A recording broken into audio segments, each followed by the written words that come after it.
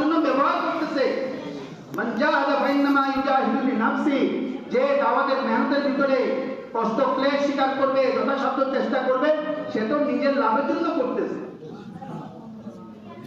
49 কোটি নেকি কি আল্লাহর হয় না আমার হয়? 7 লক্ষ নেকি কি আল্লাহর হয় না আমার হয়? আল্লাহ ইমানদার আমি হই না আল্লাহ হয়, নামাজি আল্লাহ হয় না আমি হই। লাভ কার হচ্ছে? আল্লাহ আমাকে কিছু দেওয়ার জন্য লাগাই রাখছে। আল্লাহ আমার মুহতাজ না। মান জাহাদা ফাইন্নামা ইউজাহিদু লিনাফসি ওয়া ইন্নাল্লাহা লাগানিয়্যুন আনিল আলামিন। আল্লাহ তাআলা তো সমস্ত পৃথিবীর সমস্ত মাখলুকাত থেকে একদম বেনিয়ান, একদম বেনিয়ান। আমাদের এখানে একটা জমাত এসেছে, আপনাদের জেলাতে একটা জমাত এসেছে। একটা কাজ করার জন্য তো চোখ তো লাগে, কান তো লাগে, পঞ্চ ইন্দ্রিয়গুলো তো লাগে। বোবাদের জমাত করতেছে। ইথিওপিয়াতে এই লোকটা ইথিওপিয়া সফর করে আসছে, বিদেশ সফর করে আসছে।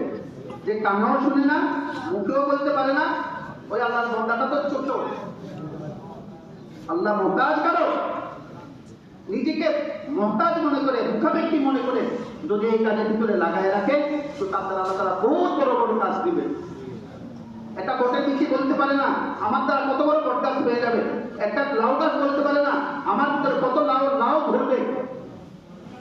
আর একটা তবলি গালা বলতে পারে না তার এই বুকা ফাঁকা, তার এই টাকাটা পুরা পড়া, তার এই গাছটা তালিমের ছাড়া আল্লাহ রাব্বুল আলামিন কত বড় বড় কাজ দিচ্ছে, কত বড় বড় কাজ দিবেন।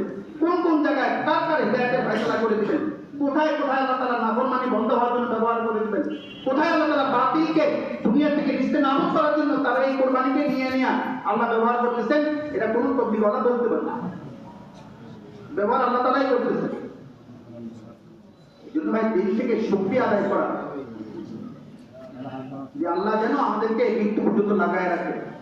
আমাদের এক মুরব্বী ছিলেন, আমাদের এলাকার সুরার সাথে, ফেনী জেলার সুরার সাথে ছিলেন মাওলানা হানিফুর রহমাতুল্লাহ আলাইহি। তো ওনার দোয়াতে সবসময় এটা শুনতাম। বাংলাদেশের বড় ওলামায়ে কেরামের ভিতরে একজন হযরত মাওলানা লুৎফুর রহমান সাহেব রহমাতুল্লাহ আলাইহি, হযরত মাওলানা জুবাইর সাহেব জামাত বারকাতুমের শ্বশুর হযরত মাওলানা লুৎফুর রহমান সাহেব রহমাতুল্লাহ আলাইহির সাথে একসাথে 1.5 বছর সময় লাগে। 1.5 বছর দোয়া করতেন, আল্লাহ যোগ্যতা তাফসীর করে এই কাজে লাগাম নাই, কোনো বেউসুলি ব্যক্তির কারণে বের করে দিন, কোনো বেউসুলি ব্যক্তির কারণে আল্লাহ বের করে দিন। আল্লাহ কাজ দিয়েছে, আল্লাহ ব্যবহার করে দিল থেকে সন্তুষ্ট হই। আজকে আমার ঘরে আমি টাইম মতো খানা খাইতে পারি নাই, কেন? দাওয়াতের টাকাটা পুরা করতে চাই। আলহামদুলিল্লাহ আমার ঘরে বাজার হয় নাই আজকে। আমি আমার মেয়ের বাড়িতে, শ্বশুর বাড়িতে মেয়েটা কলিজার টুকরা, মেয়েটাকে কতদিন দেখতে পারি না। দেখতে গেলে ওই কাজের টাকাটা পুরা হয় না, দেখতে গেলে ওই যে জমাতে নসরতটা হয় না, দেখতে গেলে 3 দিনে যাওয়া হয় না, কতদিন হয়ে গেছে। আল্লাহ রাব্বুল আলামিন এই বাপ বেটাকে জান্নাতে এইভাবে জমা করবেন, দুনিয়ার কোনো কিছু তাদেরকে আলাদা করবে না। আল্লাহ দ্বীনের মেহনতের জন্য দেওয়া শিখি, লাগানো শিখি। আল্লাহ তাআলা দুনিয়াতে তার সেটা ফিরে দিবে, আর তার বদলা দিবেন আখিরাতে। তার বদলা দিবেন কোথায় ভাই? আখিরাতে। এই যে ইজতিমা অনেকগুলো মানুষ জমা করার নাম ইজতিমা না, জমা করার দেখানোর জন্য আমাদের সাথে এতগুলো লোক আছে, আমাদের এত বড় সমর্থন, এত লোকের সমর্থন আমাদের সাথে। এগুলো কিন্তু দুনিয়া বিকাশ চলে, সব পাবলিক শোডাউন করানো, অনেক লোক দেখানো না। এটাও একটা হলো উম্মতের ইজতিমাইয়াতের একটা তাকাদা, উম্মতকে এক করার একটা তাকাদা, এক করার জন্য একটা মেহনত। দেখেন এই ইজতিমার জন্য আল্লাহর মেহেরবানিতে আমরা কুড়িগ্রামে গেলাম, ওখানে আরবের একটা জমাত আছে।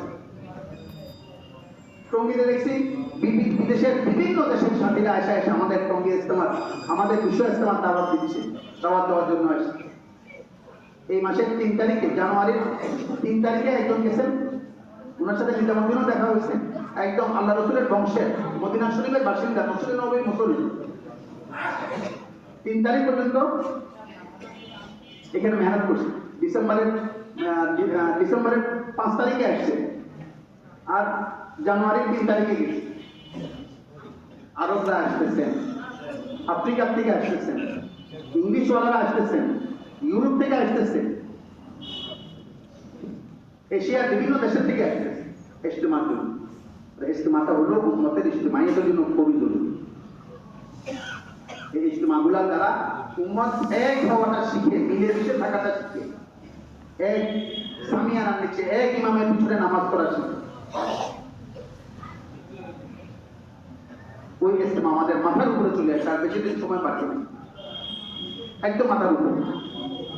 এতদিন পর্যন্ত যখনই আমাদের ফয়সালা হয়েছে, এটা 1 বছর 2 বছর আগে আমরা জানতাম, 1 বছর আগে ফয়সালা হয়ে যেত। এখন কাজ করতে করতে কাজওয়ালারা তো আরো বেশি মজবুত হয়ে গেছে। তো আল্লাহ রাব্বুল আলামিন এমন ব্যবস্থা করে দিয়েছেন যে ইজতেমার কিছুদিন আগে ফয়সালা হয়, অমুক দিন ইজতেমা হবে, অমুক জায়গায় ইজতেমা হবে, আপনারা আসেন। অমুক দিন জোর হবে, অমুক জায়গায় জোর হবে, আপনারা আসেন। সাথীরা জমা হয়ে যাচ্ছে। যত দিন যাচ্ছে সাথীদের ভিতরে মজবুতি আসতেছে। ইমানওয়ালা কখনো অন্যকে দোষারোপ করে না। ইমানওয়ালা যে কোনো পরিস্থিতির জন্য নিজেকে দোষারোপ করে। এটা হয়তো আমার কোনো ভুলের কারণে হয়েছে, না হয় আল্লাহ তাআলা আমার পরীক্ষা নিচ্ছেন, আমার ভিতরে কতটুকু যোগ্যতা পয়দা হলো, আমার ফিটনেস কতটুকু হলো, আমার ভিতরে কতটুকু মানার যোগ্যতা আসছে। একটা কুকুরকে শিকারী বানাতে হলে যে শিকারী বানাচ্ছে শিখায় যে কতটুকু কথা শুনে, সে তার নিয়ন্ত্রণ কতটুকু পেয়ে গেছে। এই উম্মতের সবচেয়ে বড় বিজয় হলো এই উম্মত আমিরের, নিজের জিম্মাদারদের ফয়সালার উপরে একদম নিয়ন্ত্রিত হয়ে যায়। যখন উঠতে বলে উঠে, যখন বসতে বলে বসে, যখন চলতে বলে চলে, যখন বসতে বলে বসবে। এটা হলো এই উম্মতের সবচেয়ে বড় বিজয়। অতএব রাসূলুল্লাহ সাল্লাল্লাহু আলাইহি ওয়াসাল্লাম জামাত নিয়ে রওনা হয়ে গেছেন। কোথায়? আল্লাহ রাসূল স্বপ্ন দেখাইছেন, আপনি সাহাবাদেরকে নিয়ে বাইতুল্লাহ তাওয়াফ করতেছেন। কি বলেন? হজ আর উমরা করার ইচ্ছা, ইরাদা, আগ্রহ সবাই আছে না ভাই? কেউ নাই এমন কেউ আছে? তাহলে নবী কেমন ছিল, সাহাবীদের কেমন ছিল? আবার আল্লাহ রাসূলকে স্বপ্ন দেখানো হয়েছে। আল্লাহ রাসূলকে স্বপ্ন দেখানো হয়েছে। সাহাবায়ে কেরাম পরিপূর্ণভাবে তৈয়ার হয়ে শুধু অধীর আগ্রহ নিয়ে যেতে চলতে চলতে চলতে চলতে মক্কার কাছে চলে গেছে, হুদায়বিয়া নামক জায়গায় চলে গেছে, যেটা হেরেমের ভিতরে কাছে চলে গেছে। একটু পরে এই যে চলে এসেছি, কি বল, ইফতার লাগে, খিদা বেশি লাগে না? সারাদিন তত বেশি কুস্তি বাসা লাগে না, কিন্তু ইফতার লাগে। এই যে একটু পরে খাবো, তো খিদা কিন্তু পেটে লাগে না, ওই একটু পরে খাবোতে লাগছে। কিন্তু আল্লাহ তাআলার ফয়সালা কি হলো? আল্লাহ তাআলা পরিস্থিতি এমন তৈরি করে দিল, তোমরা এখন তাওয়াফ করতে পারবা না, উমরা করতে পারবা না, আগামী বছর উমরা করতে পারবে। দিল হুকুম লাগাই। আল্লাহ রাসূল এটার উপরে একমত হয়ে গেছেন, এই বছর উমরা করবো না, আগামী বছর উমরা করবো। এই পরিস্থিতি বানায় দিতেন। যা কিছু হয় আল্লাহর হুকুমেই তো হয়। আল্লাহকে তো কেউ অক্ষম করতে পারে না। সাহাবায়ে কেরাম ওখান থেকে রওনা হয়ে গেছে। ইহরাম খুলে ফেলছে, মাথা কামায় ফেলছে, ইহরাম খুলে ফেলছে, কোরবানির জন্য যে জানোয়ার আনছিল সেগুলোকে কোরবান করে দিছে। আর অনিচ্ছা সত্ত্বেও নিজের দিলের উপরে পাথর রেখে আল্লাহর হুকুম, নবীর তরিকাকে জিন্দা করার জন্য, আল্লাহর হুকুম মানার জন্য রওনা হয়ে গেছে মক্কা থেকে। যেই মক্কার দিকে রওনা হলেন, সাথে সাথে আসমান থেকে আয়াত নাযিল হয়েছে, ইন্না ফাতাহনা লাকা ফাতহান মুবিনা। ও নবী, আপনাদের সবচেয়ে বড় বিজয় হয়েই গেল। আপনাদের সবচেয়ে বড় বিজয় হয়েই গেছে। কি বিজয়? যে আমার বান্দারা পরিপূর্ণভাবে নিয়ন্ত্রিত হয়ে গেছে। কি বলেন? একটা গাড়ি রাস্তায় কখন চলে? ব্রেকে ঠিক মতো কাজ করে না, তখন চলে না? ব্রেক ঠিক মতো কাজ করতেছে, ব্রেক ধরলে একটা যায়, আবার ছেড়ে দিলেই চলতে পারে।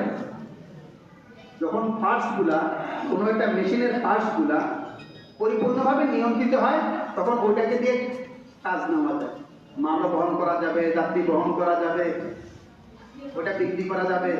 আর যদি কোনোটা কাজ না করে, ব্রেকে কাজ করে না, ফ্রেনে কাজ করে না, হুইলে কাজ করে না, ওটা দিয়ে কোনো কাজ হবে? তো আল্লাহ তাআলা দিন এরকম হালাত দিল। সাহাবায়ে এরকম ইমানে আল্লাহর হুকুম মানে কিনা, নিয়ন্ত্রিত হলো কিনা, না এখনো অনিয়ন্ত্রিত রয়ে গেছে, এখনো মনের ইচ্ছা এক খিদা নাই, কোনো দরকারও নাই, কিন্তু ওই যে দুপুরবেলা মসজিদ থেকে যাইতে গরম গরম সিঙ্গারা বাজতেছে আর পারে না বুঝে দুটো সিঙ্গারা খেয়ে কারণ যে ঘরে যায় ভাতগুলা খেতে ভালো লাগবে আর নিজেকে আর কন্ট্রোল করতে পারতো না। আল্লাহর কাছে সবচেয়ে বড় পছন্দনীয় জিনিস হলো বন্দা নিজেকে কন্ট্রোল করে, আর বন্দার কন্ট্রোল হয় জমাতে চলতে চলবে, যার না নিয়ে জমাতে চলতে চলবে। কোথায় ইজতেমা হবে, কখন হবে, 7, 8, 9 তারিখ তো ফয়সালা আছে, যদি আগে হয় আগে যাব, যদি পিছায়া যায় পরে যাব, তো আসি ভাই ইনশাআল্লাহ, নাকি কোনো বাহানা দেখাবো? 5 দিনের জোরের মতো হবে না তো? কি হয় না, আপনার গেছে না 5 দিনের জোরে? হয় নাই কোনটা জানেন? একটা কাজ হয় নাই, এটা আমাদের বড় ভুল হয়ে গেল। সেটা হলো আমরা যারা আল্লাহর রাস্তায় যাওয়ার জন্য নিয়ত করে আসছিলাম, তারা আল্লাহর রাস্তায় আমরা না যাইয়া চলে আসি। এখন জোরের থেকে ঘরে না ফিরে জমাতে চলে আসছে, এরকম জমাত কি আপনাদের জেলার ভিতরে আছে? এগুলো আছে না, আল্লাহ পাঠাইছে। আমরা যেই উত্তর দিয়ে, যে আপত্তি করে, যেই বাহানা বানিয়ে আমরা ঘরে ফিরে আসছি, ও সমস্ত ওজনগুলাকে টপকাইয়া ওনারা এখানে চলে আসছে। এখন ধরেন পেটে বাচ্চা এসে গেছে, ব্যথা হচ্ছে, কিন্তু বাচ্চাটা ডেলিভারি হচ্ছে না, এটা কি মায়ের জন্য উপকারী হবে? সন্তানের জন্য উপকারী হবে? পরিবারের জন্য উপকারী হবে? এই যে আমাদের আল্লাহ রাস্তায় বের হওয়াটা আমরা আটকায় দিলাম, না আমার ব্যক্তির জন্য সুবিধাজনক এটা, না আমার পরিবারের জন্য, না তবলিগের কাজের জন্য। সবচেয়ে বড় কাজ হলো, সবচেয়ে বড় তাকাদা হলো ইজতেমার আগে আগে আমাদের এই আল্লাহর বান্দাগুলাকে আল্লাহ রাস্তায় বের করে দিতে হবে। ওই তাকাদাগুলো পুরা করার জন্য এখন 7 দিন আর 10 দিনের জমাতগুলো হবে আপনাদের জেলাতে। এই জমাতগুলো আপনাদের জেলাতে যার যার থানায় জমাত চলবে। একটা জমাত মজবুত বেশি সাথীর একটা জমাত মার্কাজে থাকবে, একটা জমাত থানা বিস্তার সহ মার্কাজে থাকবে। কোথায় কোন ইউনিয়নে কোন জোর হবে, কোন মসজিদে কোন জোর হবে, কোন এলাকাতে কোন ইউনিয়নে কোথায় কি মেহনত হচ্ছে, সব এই জামাতের সাথে খবরাখবর থাকবে। যেখানে যে যাওয়া দরকার ওনারা পরামর্শ করে যাবেন, আজকে সারাদিন কি কাজ হলো এছাড়া ওনাদের মশওয়ারা হবে, আবার আগামীকাল কি কি কাজ করতে হবে, কে কোন জোরে যাবে, কে কোন গাছতে যাবে, কে কোথায় দেখা করতে যাবে, কে কোন জমাতের প্রস্তুতি যাবে, কোন জমাতের হৃদায়ত দিতে যাবে, কোন জমাতের ওয়াক্তে শুনতে যাবে, কারণ এগুলো জমা দিয়ে জমাত উঠাইতে হবে। আপনার 7 দিন 10 দিনের জমাত, 3 দিনের জমাত উঠবে, ওই জমাতের রাওয়ানিকে শুনাইতে হবে, রাওয়ানিকে হৃদায়ত দিতে হবে, ওয়াক্তি হৃদায়ত দিতে হবে। এগুলো সব টাকা পুরো হবে আপনাদের দ্বারা। 7 দিন 10 দিনের জমাত এবং এই মার্কাজের ভিতরে এই জমাতগুলো কি করবে? 7 দিন 10 দিনের জমাত হয়তো বা কোনো সাথী 7 দিন 10 দিন পুরো হওয়ার পরে বাড়ি চলে যাবে, নতুন সাথী যোগ হবে, কিন্তু এই জমাত দিয়ে জমাত চলতেই থাকবে কতদিন পর্যন্ত? ইজতেমা থেকে ফিরে আসা পর্যন্ত। এই জমাত কতদিন চলবে? ইজতেমা থেকে ফিরে আসা পর্যন্ত। আল্লাহর অনেক নেক বান্দা এমন হবে যারা এই 7 দিন যে বের হচ্ছে, ওদের 7 দিনে শেষ হবে না, ওদের 7 দিন হয়তো 1 মাসে শেষ হবে, ওদের 7 দিন হয়তো 25 দিনে শেষ হবে, ওদের 7 দিন হয়তো 20 দিনে শেষ হবে। কোনো অসুবিধা আছে? খুশি না নারাজ? যে বিবেকবান সে লাভের জিনিস দেখে খুশি হয়। দোকানদার কাস্টমার একটাকে বিদায় করতে না করতে আরেকটা কাস্টমার এসে বসে, কাপড়ের দোকান এক কাস্টমারকে, মুসলমানের কাস্টমার বিদায় করতে না করতে বিয়ে কাস্টমার এসে বসে, এখনো ভাতও খায়নি, তো দোকানদার কি খুশি না নারাজ? কেন খুশি? লাভ। যে লাভের আশা করে সে তো খুশি, আর যে সোয়াবের আশা করে সোয়াব তো বহুত হয়ে গেছে, ঘরে যায় এবার সোয়াব কেন? কি বলেন? দোকানের কর্মচারী দিলে নাকি বেতনের আশা চাকরি করতেছে, সে কি কাস্টমার ভাত খায়নি এখনো, প্রস্তাব পায়খানা টাকা আসা আসে 2 দিন ধরে গোসল করতে পারি নাই, তো কাস্টমার নাকি খুশি হবে না নারাজ হবে? আর দোকানদার কেন? দোকানদারের লাভের জন্য ব্যবসা করতেছে, আর ওই কর্মচারী বেতনের জন্য। যারা সোয়াবের নিয়তে তবলিগ করে তারা তো 1 টাকা যা আসলেই তার মাথা ঘুরে ওঠে, তাহলে আমাদের এখানে। আর যারা লাভের জন্য করে, আমাদের ঢাকাতে এমন সাথীও আছে আলহামদুলিল্লাহ, আল্লাহ আমাদেরকে জাযায়ে খায়র দান করুক, প্রত্যেক সপ্তাহে 3 দিন লাগে, 3 দিনের জমাত নিয়ে গেছে, ওখানে একটা জমাত পুরো মেহনত করে একটা 3 দিনের জমাত উঠে গেছে, একটা সম্পর্ক হয়ে গেছে কাজ করতে করতে। তো ওই সাথীগুলোর আশা আপনি মসজিদে যদি যেতে পারতাম বা আপনার এলাকাতে হালকা যেতে পারলে আপনার সাথে আরো একটু দেখা হবে। ওনারও একটা মহব্বত হতো আমাদের এলাকায় নিয়ে যাবো, নিজের মহল্লা মসজিদে অথবা হালকার মসজিদে জমাতটা নিয়ে এসে এই জমাতের কাছে যাওয়া আসা করতে করতে ওই 4 দিনে আরেকটা 3 দিনের জমাত উঠে গেছে। এই জমাতটা নিয়ে কে যাবে? আপনি জমাত উঠেছেন আপনার সাথে, তো এই জমাতটা নিয়ে আমাদের এলাকায় নিয়ে যাবো, আমাদের হালকায় নিয়ে যাবো, আমাদের পাশে হালকা নিয়ে যাবো, এই জমাতের সাথেও চলে যেতে। মেহনত করতে করতে মাস্তুরাতের জমাত উঠে গেছে, 3 দিন লাগাই গেছে সাড়ে নাই, মাস্তুরাতের জমাত নিয়ে 3 দিনের জন্য চলে গেছে। এইটা মেহনত করতে করতে আবার ওই যে একটা জেলা লাগানো আছে, ট্যাগ লাগানো, যেমন আমাদের সাথে ঝিনাইদহ ট্যাগ লাগানো, ও ঝিনাইদহ যেতে হবে 3 দিনের জন্য, ওখানে জোর আছে, ওখানে মশওয়ারা আছে, ওখানে এটা আছে ওইটা আছে, প্রত্যেক সপ্তাহে 3 দিন লাগাচ্ছে। মানুষ চিনে না তাদের, মানুষ তাদেরকে চিনে না। এক আল্লাহর বান্দাকে এক সাগরিদকে ওস্তাদে জিজ্ঞেস করছে অনেকদিন শিক্ষা দীক্ষা দেওয়ার পরে, ও মিয়া তোমার কোনো উপকার হয়েছে? জি অনেক উপকার। আচ্ছা এটা বলো, তুমি আল্লাহকে চিনতে পারছো আমার সাথে থেকে? বলে হ্যাঁ আমি আল্লাহকে চিনতে পারছি, আমি আল্লাহকে চিনতে পারছি। তো ওস্তাদ বললেন যাও, আর কি আর কিছু না চিনলেও চলবে, যে আল্লাহকে চিনতে পারছে সে আর কিছু না চিনলেও চলবে কি চলবে না? আর যে সব চিনলো আল্লাহকে চিনলো না, তার কোনো উপায় নেই। তারপরে জিজ্ঞেস করলেন আচ্ছা আল্লাহ কি তোমাকে চিনে? জি আল্লাহ আমাকে চিনে। অর্থাৎ আমার বেশভূষা, আমার চিন্তা চেতনা, আমার সবকিছু আমল আখলাক, আমার লেনদেন এমন হয়ে গেছে আমার আল্লাহ আমাকে চিনে। সুসন্তান যদি হয় বাপের সন্তানের পরিচয় দেয়, কুসন্তান যদি হয় সন্তান তো সন্তান, কিন্তু বাপে কি পরিচয় দেয়? কি বলে? আরে ওর কথা কেন বলেন, ও তো আমার মান সম্মান সব চিনতে তো চিনতে, কিন্তু এই চিনা তো চিনা না। আল্লাহ বান্দাকে চিনবে কিভাবে? তার মাথায় সর্বক্ষণিক দাওয়াতের ফিকির, তার দিনের ভিতরে সর্বক্ষণিক উম্মতের জন্য ধরো, তার শুধু অপেক্ষা দিনের তাকাদা, সে তাকাদা পয়দা করে করে সে তাকাদাগুলো পুরা করতেছে। এই আল্লাহ বান্দাকে আল্লাহ চিনবে কি চিনবে না? এর সবসময় আসতেই নিজেও মসজিদে আছে, অন্যদেরকেও নিয়ে আসতেছে, আল্লাহ চিনবে কি চিনবে না? বলে আল্লাহ কি তোমাকে চিনে? তো সাকিব বললো হ্যাঁ আল্লাহ আমাকে চিনে। বলে যাও আর কেউ না চিনলেও চলবে। ওই গ্রামগঞ্জে ওই ইউনিয়নের ভিতরে ওই লেখাপড়া জানে না, মানুষের চিনে না ঠিকভাবে, রংপুরও বলতে পারে না, কি বলে? আমি বলে তারপরে রাগ করবে, কি বলে? হ্যাঁ রংপুর বলে, তারপরেও তার অর্থাৎ এমন সাথী আছে তাদের ভাষার বাংলা ভাষার তর্জমা করা লাগে, কিন্তু এমন সাথী এত কোরবানি করতে বলা, আল্লাহ তাকে চিনে, সেও আল্লাহকে চিনে, সেও রবকে চিনে, তবও তাকে চিনে। এই জন্য ভাই আমরা মেহনতটাকে করি। এখন আপনাদেরকে আলাদা করা হবে, খানা হালকা হিসেবে আপনাদেরকে আলাদা করা হবে। জোহরের নামাজ হবে, জমাত হবে 1টায়, আজান হবে 1টায়, জোহরের পরে আমল হবে, আমলের পরে তারপরে খানা পিনারও ব্যবস্থা হবে, আপনাদের জরুরতের জন্য পানি করা হবে। এখন আপনাদেরকে যেভাবে মুরব্বীরা বলেন খানা হালকা হিসেবে আলাদা আলাদা বসে আপনারা এই 7 দিন 10 দিনের জমাতগুলো পান।